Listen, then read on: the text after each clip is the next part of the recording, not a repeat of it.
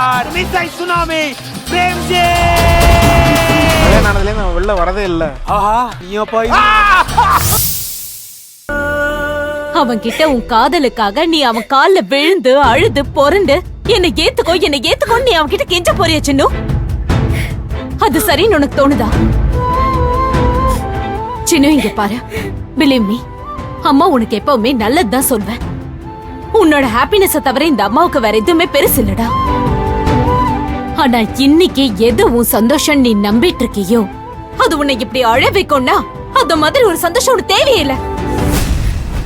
இந்த சந்தோஷத்துல எந்த உண்மையும் இல்லடா. சின்னு, நீ படிச்சிருக்க, நீ புத்திசாலி, நீ உன்னையே ஏமாத்திக்காத.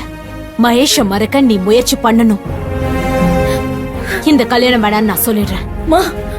மா, இந்த கல்யாணம் நடக்கும் சத்யா.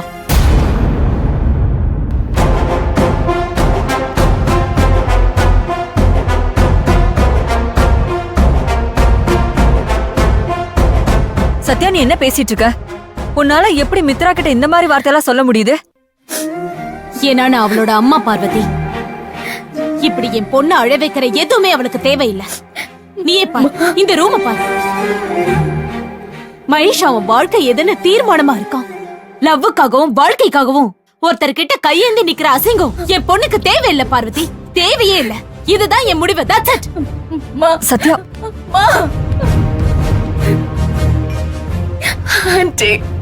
ஒரு அம்மாவா சத்யாவோட கவலையும் கோவமும் நியாயம்தான். ஆனா யார் என்ன சொன்னாலும் நீதான் இந்த வீட்டு மருமக. என் மருமக நீதான் மித்ரா. அத நான் நிச்சயமா நடத்தி காட்டுவேன். நீ தைரியமா இரு. நீ என்ன நம்பு.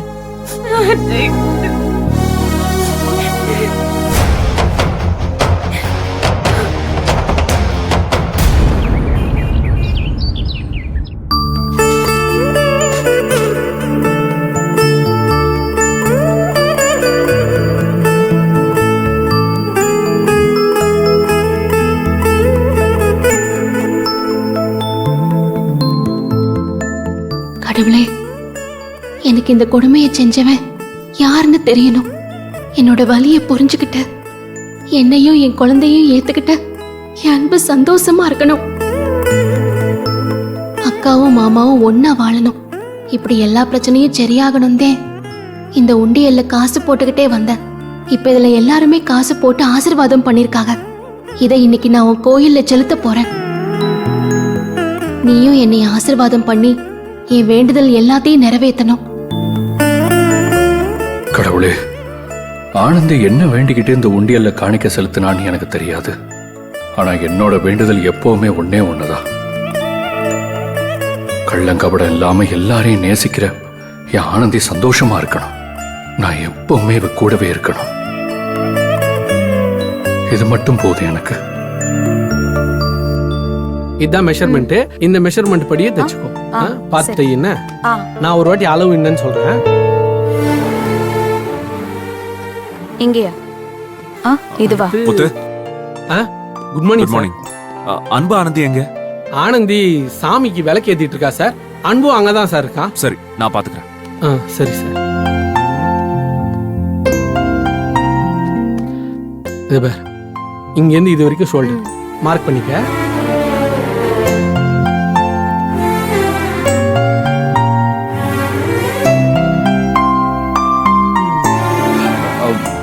Good morning sir. சாரி, நீங்க வந்ததை கவனிக்கல. தெரியும், ரொம்ப சீரியஸா சாமி கும்பிட்டுக்கிட்டு இருந்தீங்க. என்ன திடீர்னு? ஆனந்தி மனசுல ஒரு வேண்டுதலை வச்சு இந்த உண்டியல்ல காசு போட்டு வந்தா. அந்த காணிக்கையை இன்னைக்கு சாயங்காலம் கோவில்ல செலுத்தணும்.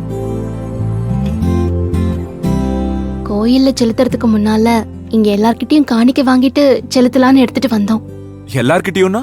எல்லார்கிட்டயும் தான் சார். நம்ம கம்பெனில வேலை பார்க்குற எல்லாரும் உண்டியல்ல காசு போட்டிருக்காங்க. ஹோ, அப்படியா? என்கிட்ட சொல்லவே இல்ல. நான் உண்டியல்ல காசு போடலாமா? தாராளமா காணிக்க செலுத்தலாம் சார். ஓகே.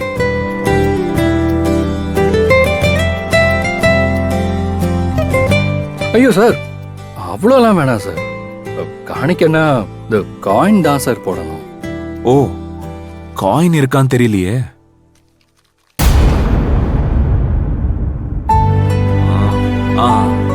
கரெக்டா 1 ரூபி இருக்கு. ஆனந்தியோட பிரார்த்தனைக்கு காணிக்க. சார், உங்களுக்கும் வேண்டுதல் இருந்தா அதையும் மனசுல நினைச்சுக்கிட்டு காணிக்கைய போடுங்க சார்.